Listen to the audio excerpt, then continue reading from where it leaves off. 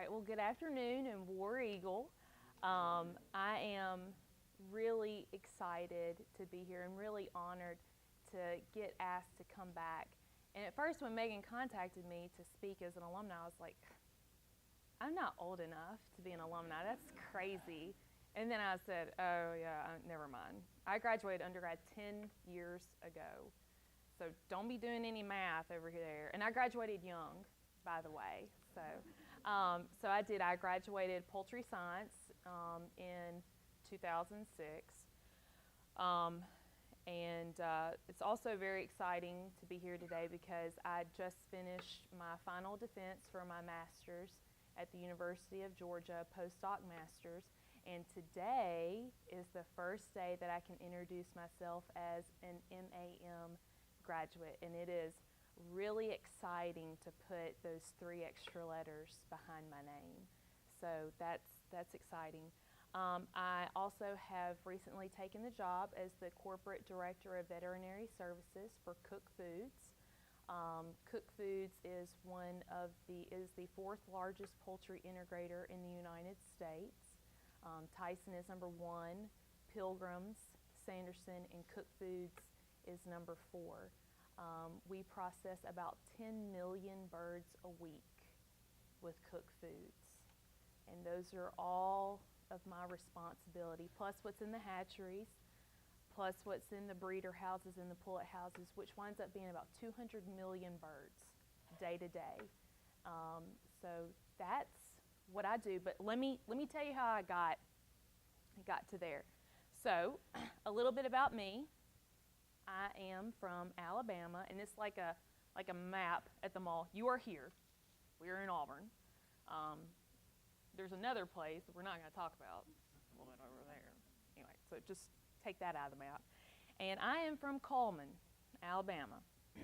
Started kindergarten there, graduated high school there, and happy to be from Coleman. So, but a lot happened between that star at Coleman and that star for Lee County and then today. And that's what I'm going to tell you. So my sisters would die if they knew that I put this picture up here. So this is my family, 1994. So the one boy, well, okay, outside of that fake Santa Claus, but the one boy in the picture, that's my brother, Clifford. And my parents had Clifford. They love Clifford. And then they decided they want to have another boy. So 14 months later, they had my sister, Ellen. And then my parents decided they wanted to try for another boy. And 14 months later, they had me, Victoria.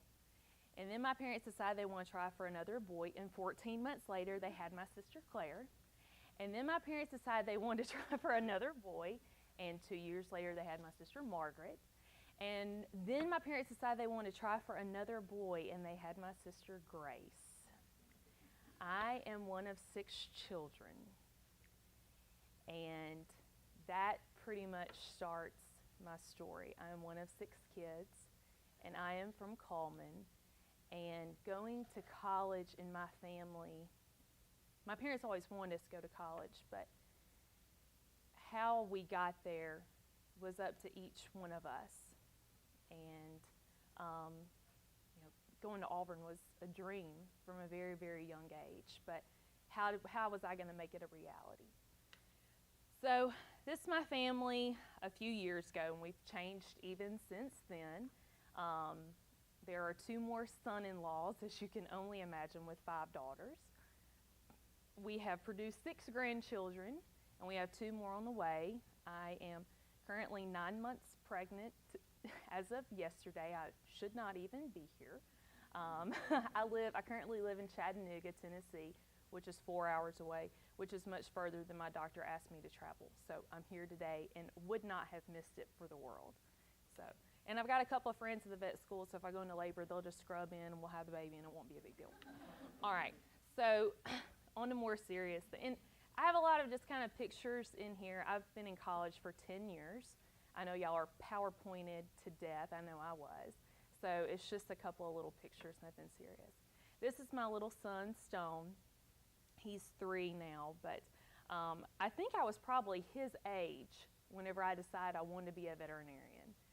And once again, how do you get from a one of six and you want to go on to many, many years of graduate school, and there's no money for you? And that's where I kind of picked up. So this is kind of my poultry story. I'm one of six children. At the time I graduated from high school, I was going to be the third of my parents' six children to go into college. And they were very supportive of me becoming a veterinarian, but I really needed to find a way to get there. So I applied to Auburn, of course, right out of high school, and I got in with no scholarship money. But because I had gone to different college career fairs and talked with guidance counselors, I had found out about, there were lots of scholarship monies in junior colleges.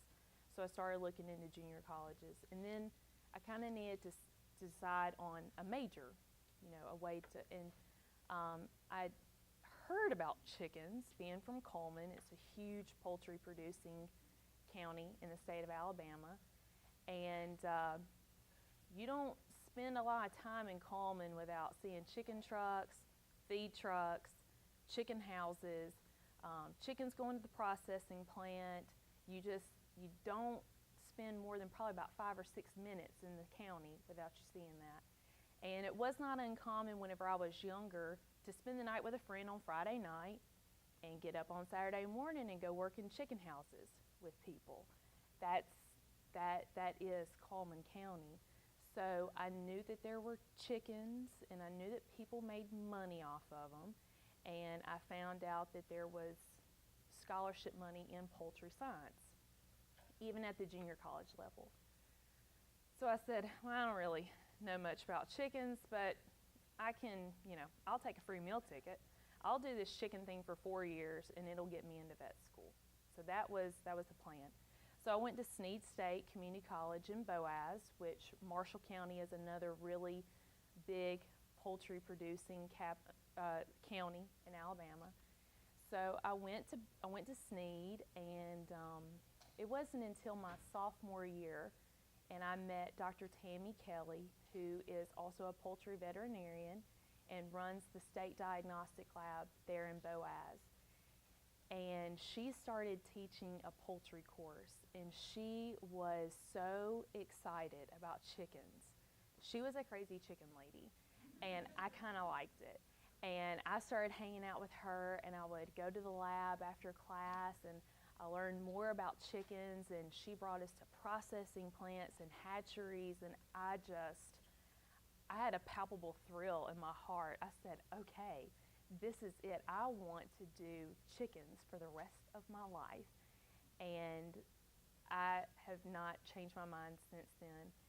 And so during that time, I got in touch with some people at Goldkist, which is now Pilgrims, and they let me do an internship there. And I was making $8 an hour, and I thought I was rich. And then they moved me up to $10 an hour, and then I was really rich. For a kid from Coleman that's one of six, that's a lot of money. And I learned everything from hatcheries to feed mills to processing plants to driving 18-wheelers, and I loved every minute of it. I would get up and go work at the hatchery at 3 o'clock in the morning and work 5-6 hours, and then I would go to my chemistry classes at junior college. And then most of the time in the afternoon, I would go work in the processing plant, second shift, learn how to debone chickens, working on the further processing line, learning how to, they put me on the catch crew for a little while.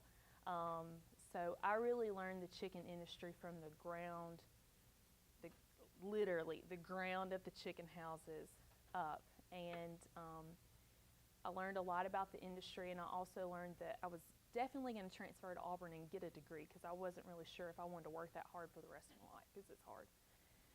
So came on to Auburn, and was very fortunate that I got a full scholarship, full tuition scholarship plus books. And they gave me a job at the farm, the old farm, And I worked there, and I would sweep floors, I would weed eat, I did anything they told me to, and that was enough to help pay for meal tickets and things like that. So had it not been for Auburn giving that money to me, I would not have been able to come to Auburn. So I took the Poultry Science pre-professional course and got into Auburn vet school right after I graduated from undergrad. So went to 4 years of vet school and decided I liked cats and dogs and horses and hamsters and all that stuff, but I really wanted to do chickens full time. So I applied to the best program in the world, which happens to be the Masters of Avian Medicine program at the University of Georgia, and I did not get in. And that hurt my feelings a lot. So here I am with this $130,000 student loan debt, and all I can want to do is chickens, and I got told, no, you're not the best. And you have to be the best to get in that program. They take 2 students a year, one from the United States and one international. That's it. And I didn't cut it. So anyway, I did what I always did. I just, got another job. I got to keep going because I don't have a family to help pay my debt off. I don't have a family business to go to. I got to find a job. So I did. And I did small animal for several years. I went into practice, and you know what? It was a blessing. It was a real blessing to go into practice, and I loved it. I loved the people. I loved being the small town vet. I loved being on call. It was like James Harriet, just pulling calves and doing C-sections and, vaccinating kittens, and it was saving classroom iguanas. It was great, and I really loved all of it. And then I met my husband, and he moved me to Chattanooga, and I went into another area of veterinary medicine. I went into mixed animal practice and doing C-sections in the middle of the night and necropsying things that had died and trying to figure out why. And then I worked at an emergency clinic, and that was really great. You would have gunshot dogs that came in and hit by cars and, amputating legs, and it was just a really great rush, and I loved it. And then I decided I wanted to do something else a little different, and I bought a truck, put a vet box on it, and I started my own business, Tri-State Veterinary Services. And I worked in Alabama, Georgia, and Tennessee, which is not hard to do in the Chattanooga area. And I just did ambulatory work, and I really loved that too. And in the meantime, got married to that guy. His name's Naren, and had a little baby boy. His name's Stone. And my husband and I actually started 2 cattle companies together, and we got cats and dogs and horses, and it's like Dr. Doolittle at my house, and that's okay. And I told my husband one day, I said, so I'd been out of school for about 5 years. I've been in practice for about 5 years. And I said, I don't think I want to do this forever. I want to do chickens. He said, really? I said, yeah, really. He's like, that's so weird. I said, I know, and I'm kind of weird. And he said, well, what do you do? I said, I want to reapply to the MAM program at the University of Georgia. And I was determined they were not going to tell me no this time around. So I went to Georgia every other week for a year. And I sat down with every faculty member at that department, and I wanted to tell them my story, and I wanted to tell them I was dedicated, and I was determined, and I was going to be the best chicken vet that there ever was. And I don't know if it really worked or if all the stalking really just wore them down, but they let me in. Because I told them if they didn't, Victoria 2.0 would kick in next year. Like, I was getting in this program. and they let me in. So, this is what I do. This is my passion. This is what I get excited about every day. I get excited about getting up and going to chicken houses every morning. I get excited about going to hatcheries at 2 o'clock in the morning. I love it. I really, really love it. So you're probably like, what's the deal with this chicken stuff? I mean, really? And chickens are very different than how we raise cattle and how we raise horses and how we raise pigs in fisheries. It's very, very different. This is not a small dog. We don't treat them the same. And you have to have specialized veterinarians that recognize that and are trained in poultry medicine, which is what I am. So this is just a little introduction to the commercial poultry industry in the United States. And it is set up in a pyramid for a reason. So there are 3 companies that make up primary breeder companies in the United States and actually for most of the world. These primary breeders, they have the genetics that make the chickens that we eat, and it starts with pedigree birds, and it moves on to great-grandparent birds, and then it moves on to grandparent birds. And all the time they're selecting for genetic traits for the commercial broiler industry. So they're looking for meat yield, they're looking for livability, they're looking for disease resistance, and there are veterinarians and geneticists that work, and actual poultry scientists that work to select the best bird for us to grow. So once they picked out the best bird, or the best group of birds, they sell those to chicken companies, the Pilgrims, the Tysons, and the Cook Foods. Whenever that little bird comes to us, she is in the form of a pullet. And a pullet you can think of as a heifer. She is a sexually immature animal. And so we raise that pullet and very, very, we make sure that she's, got limited light so she doesn't go into production, and we make sure that she's not exposed to any males, and we let her develop for 21 weeks. And after 21 weeks, she gets moved to the hen house, to a breeder house, and she's exposed to lots of light, and she's exposed to males, and she starts laying fertile, what we hope is fertile eggs. Those eggs are picked up, they're brought to a hatchery. 21 days later, we have another chick that hatches. That is a broiler chick, and that is what we eat. I hope that kind of makes sense. Okay, so my responsibility picks up from the pullet. That starts the count of my 200 million birds, from the pullets to the eggs to the broilers. So these are just some fun.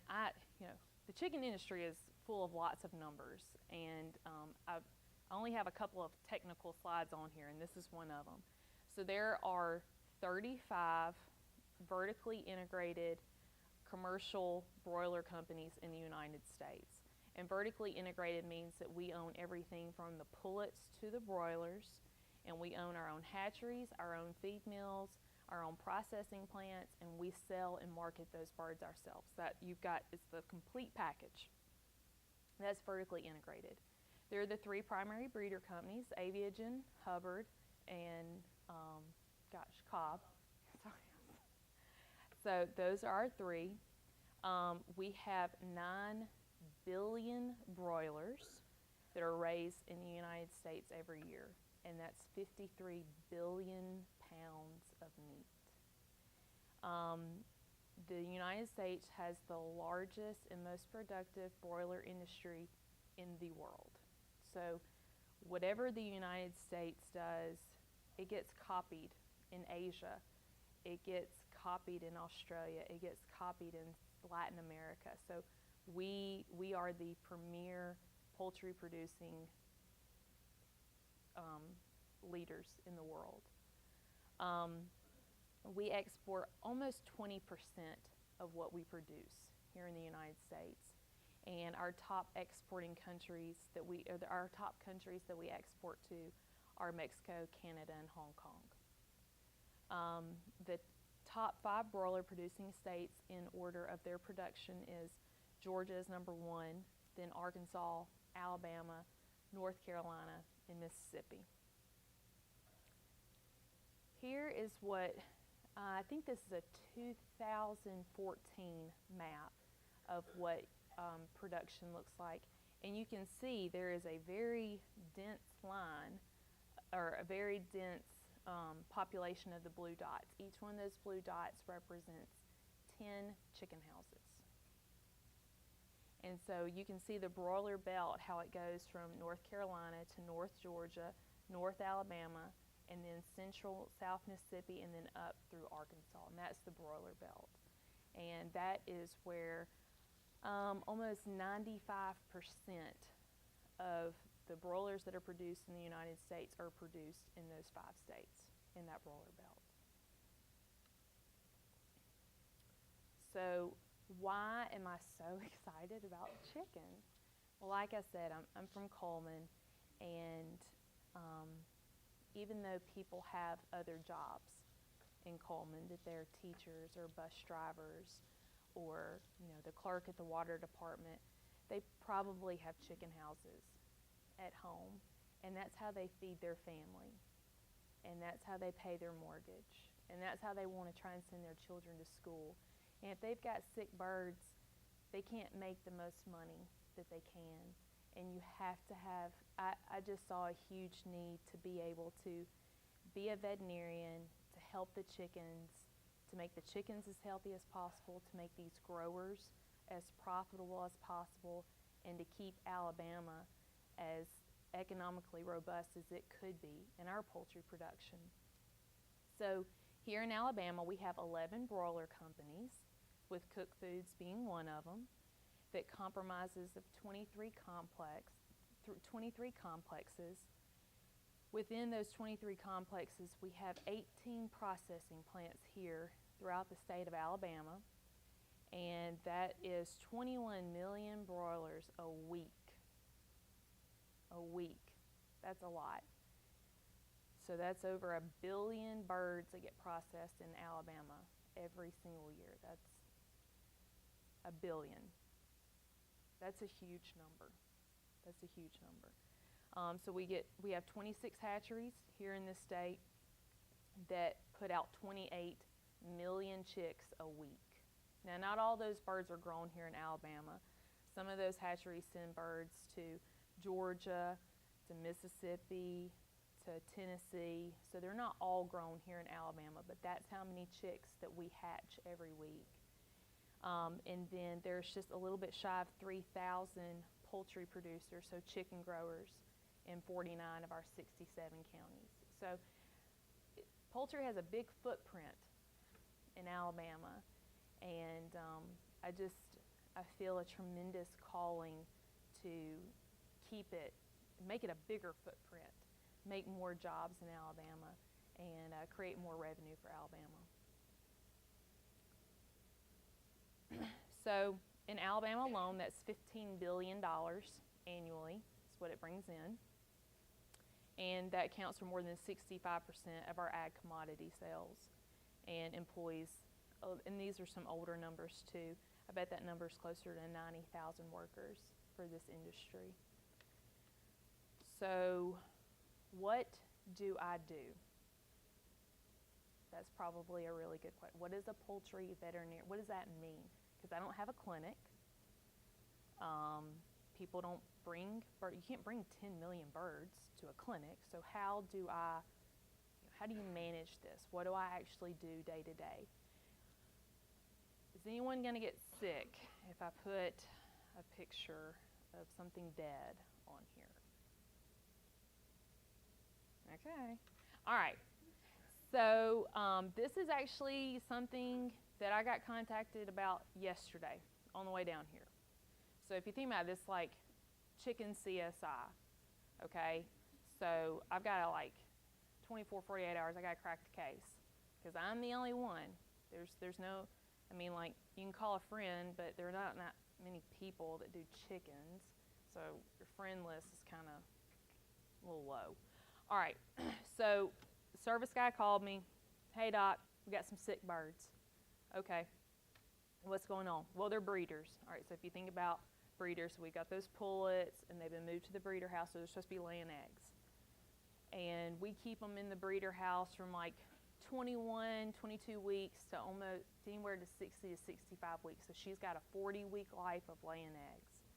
Okay, so she's had, in this flock, it's a two-house farm. There's been a sudden 15% drop in egg production this week. So that was Thursday. So in 4 days, she's dropped 15%, which is pretty dramatic. She's like, these hens are 34, 35 weeks, so she should be at peak production, and she's dropping. There's been no change in fertility. So fertility means, is there a viable embryo in that egg? So there is. So the males are working. Fertility is still good. We're just not getting any more eggs out of her. Okay? Hens aren't dying. Males aren't dying. Everybody's still alive. So I'm like, okay, well, it's not bird flu. Okay, that's good. So you got to start thinking, like, what diseases can start, and that's where you get veterinary training, and then knowing the lingo. That's where poultry science comes in. So it's a marriage of the two. You got to be able to wear both hats at the same time. There's been no change in feed or water, so they're still eating, still drinking, because you know a sick bird's really no different than a sick dog. When they get sick, they're not going to eat or drink anymore, and that's a good indicator of something bad's going on. But she's still eating and she's still drinking. All right, let's move down the list, something else. And there's been no changes in the egg shape. So some viruses will make eggs look wrinkled or slab-sided, or maybe not put a shell on at all. And that kind of goes back to poultry diseases and poultry science. You gotta, those are all things that I learned here. So anyway, I was on my way here, so I wasn't able to go out and look at these birds. But that's just a little snap. Oh, and this picture right here, this is an important picture, because these follicular, or I guess it would be your ovaries. I'm trying to think of the best way to describe it. There should be really big yolks in there. Like whenever you crack open an egg, you should see a nice big yellow to orange yolk in there. And as you can see, she's not. She doesn't have one, and she should have anywhere from 5 to 7 of them. Well, those little things, those are like little BBs in there. That's not going to make an egg. That's not going to make a chick. So she's got follicular regression, which tells you something has hit her reproductive tract, and that's why she's not laying any more eggs. She's out of eggs. So stay tuned. They took some samples yesterday, sent them to the lab, and we'll know something shortly. If you want to know more about the case, but it's about to get a little fuzzy because I'm going to use a bunch of big chicken words and vet words, and it won't make any sense. But anyway, this is kind of what I do. People call me. My service techs call me, complex managers, live production managers, and they have problems. Birds aren't producing, birds are sick, and so that's when I get the phone call. So that's a little bit about me and my industry, and I hope y'all have all learned something from it. And that's my little family, and I just want to thank you all for being here, for listening to me. I hope you had a good lunch and I didn't disrupt your lunch too much. And if y'all have any questions about anything, I'm more than happy to take any questions.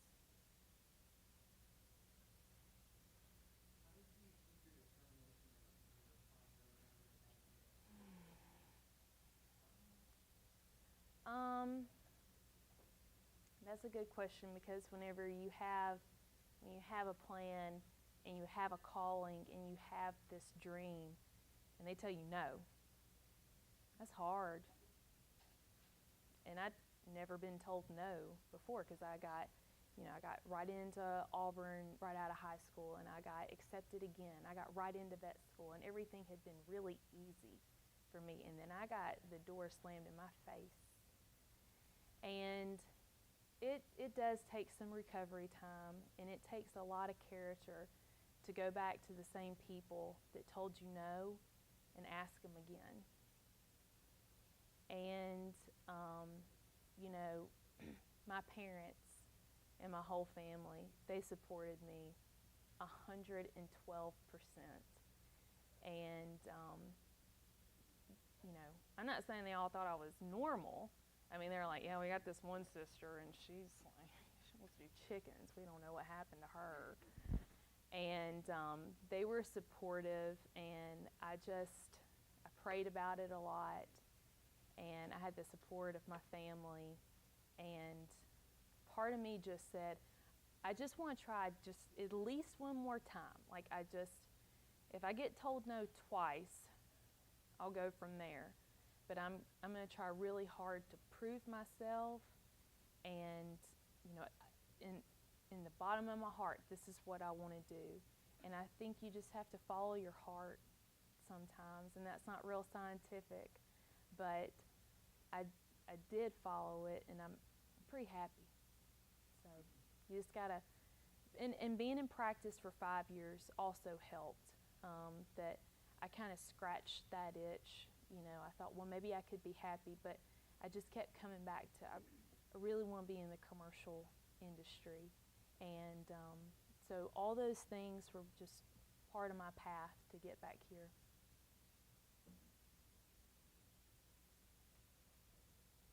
Yeah. Oh. Go.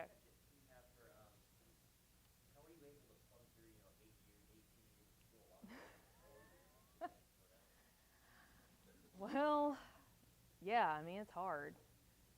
Yeah, I agree. I didn't have any other options. I just didn't. Have you ever been to Coleman before? All right. Well, we can start there.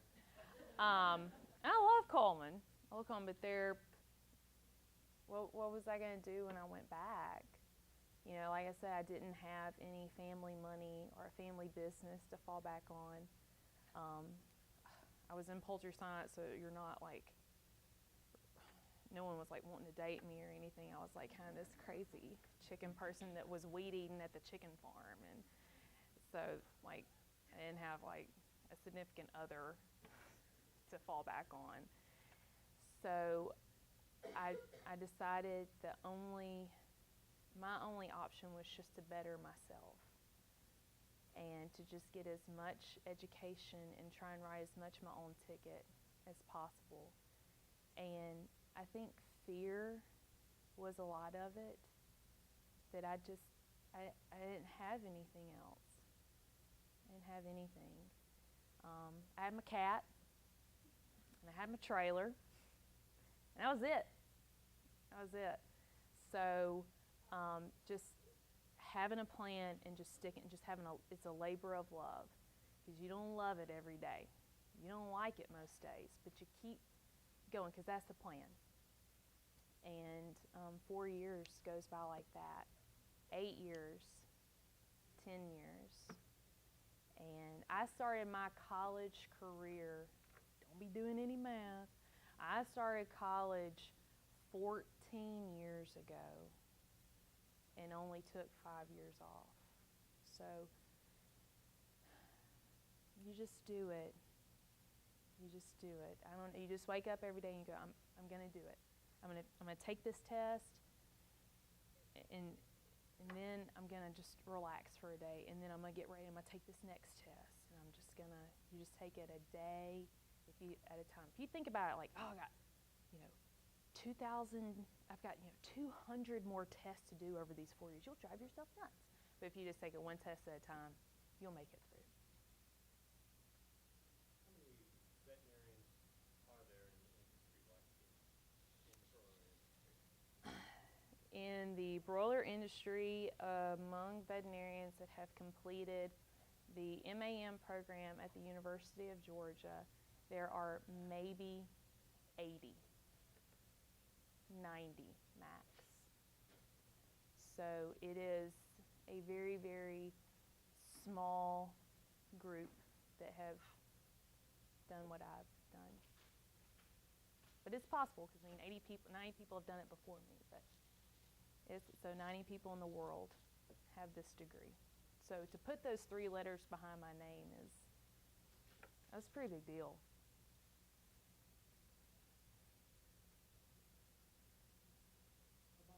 How about running a business as a veterinarian? You have the veterinary side. Did you like the business side? No, I'm terrible at it. I'm terrible. Usually that seems like... Oh, I'm like the worst.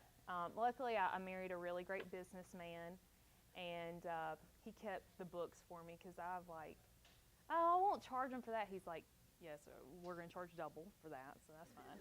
And he's really great, and he and I have started a business together. I'm not allowed to touch any of the money. I just take care of the cows for him, and I'm not a business owner. And I think that's probably a common thing among veterinarians in general. Veterinarians, you never go into it because you want to get rich. You go into it because you love animals, and you love science, and you love helping people. And I would say veterinarians are terrible business people across the board. We're all terrible at it. But, we care about our work. You can if you have a good business manager, if you have an office manager to keep your stuff straight. But running a business and being the sole veterinarian is hard. And another part about being on ambulatory, if you're not on the road at someone's farm, you're not making money. If you're at home, there's no cash coming in. So it's hard being self-employed, collecting, and doing the work. I struggled with it. Yes?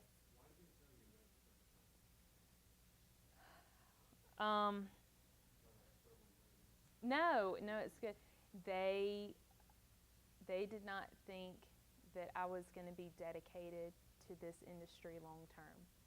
That was the feedback I got, that there were other people that had done more to show themselves, and you're competing against people that maybe already have a master's degree. So they've gone to vet school, they have a master's, or maybe they're working on a PhD, and everyone's on the same playing field. I went down every other week for a year and tried to show them that I just need a chance.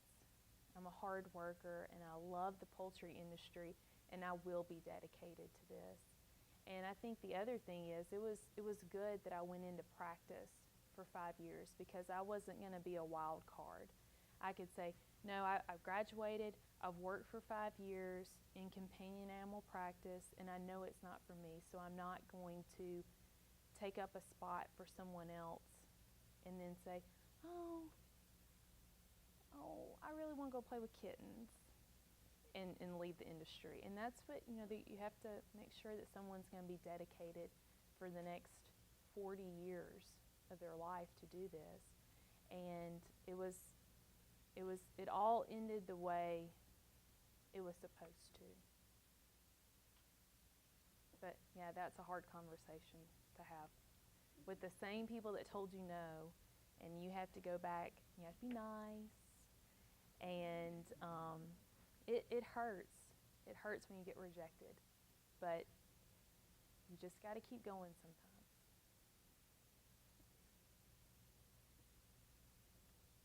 Was it hard working with your husband on the business aspect of things? Yeah. I'll tell you why. So I started my own business, and then he and I started another business together. Well, I still got bills coming in on my side, so I'd email him a bill for my time, and he'd be like, "You're not worth that." I'm like, "Yes, I am." And I'd resign, I'd type up letters, I'd quit from his cattle company, which I'm a 50% owner in, so that's weird. And so I would resign. Then, he'd kind of look around at some other vets. Well, I don't like him. He's charging more than you. I'm like, well, see, there you go. And so it actually works out really well now. I pretty much do just all animal care stuff.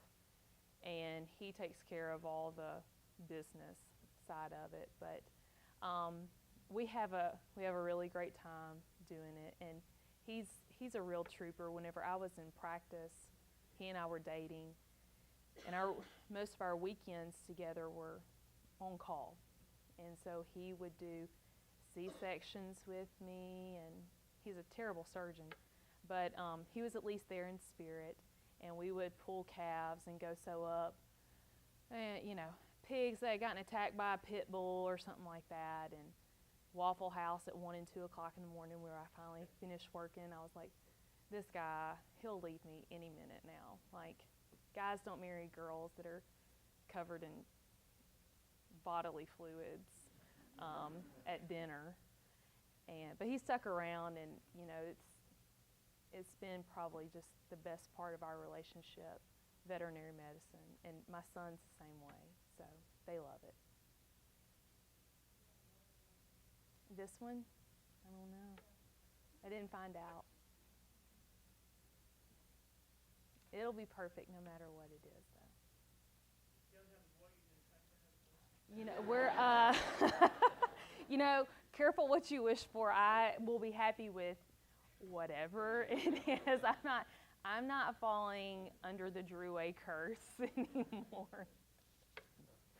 I saw how that played out. So careful what you wish for. God has a really funny sense of humor with 5 girls.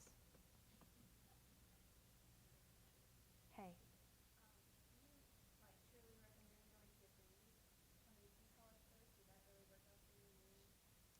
I think it did.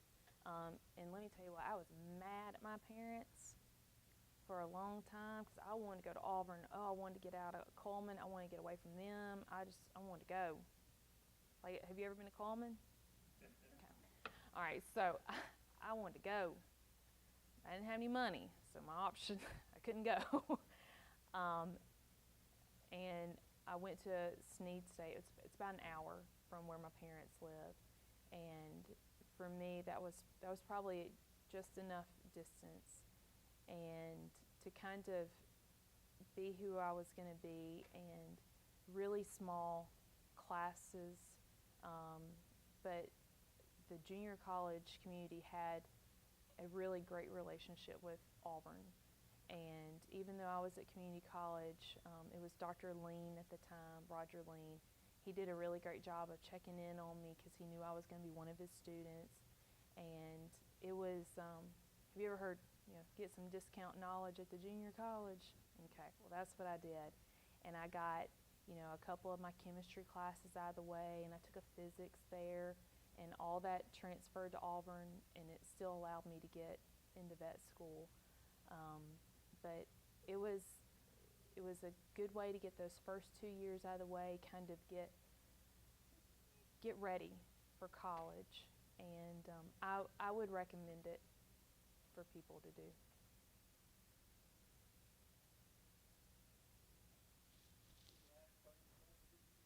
Yes?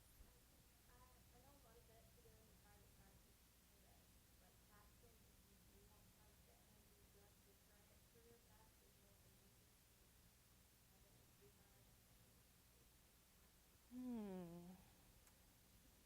Well, I think it's hard for any mother that works outside the home. Veterinary medicine is a little bit harder because your heart's in it, and you don't want to say no. That's another fault of veterinarians. We can't say no. And I'm very blessed to have a great family that helps support me, and I have a great spouse that supports me. And but whenever I got hired with Cook, they knew I had one child, they knew I had another one on the way, and they understand you have a family. And my family does come first, but there are also times I have to spend time away, and nights away, and sometimes several nights in a row whenever you're in other countries and meetings. And but I also feel like it's really important for me to be a strong female role model for my children. That they know that you can be a mom and you can be a professional, and I want my children to be proud of me one day too.